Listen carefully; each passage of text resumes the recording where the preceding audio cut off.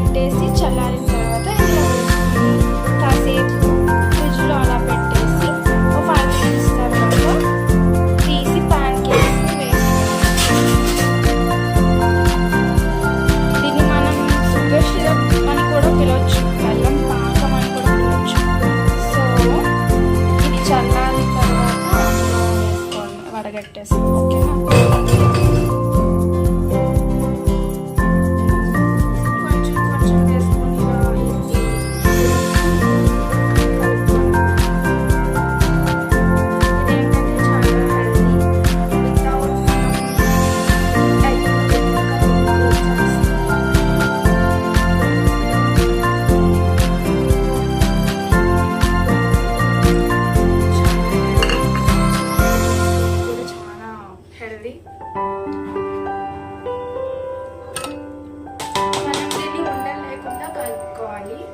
And ఫైనల్గా మనం తేనె కూడా వేసుకోవాలి ఫర్ గుడ్ టేస్ట్.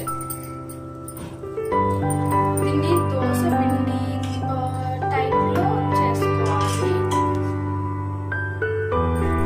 ఈ కన్సిస్టెన్సీ. అండ్ ఫైనల్గా మనం 1.5 teaspoon ఆయిల్ వేసుకోవాలి.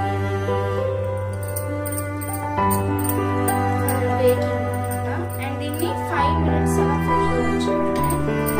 మీకు నచ్చితే ఇందులో ఆప్షనల్ ఏంటి అని అంటే హనీ.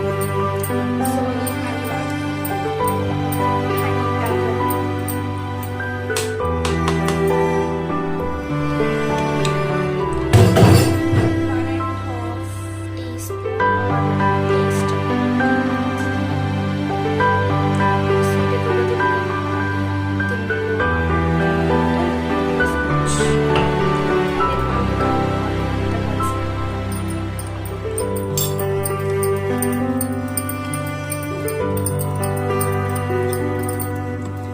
బనానా పేస్ట్ కూడా యాడ్ చేస్తారు ఫర్ స్వీట్నెస్, బట్ మనం వేయవసరం లేదు.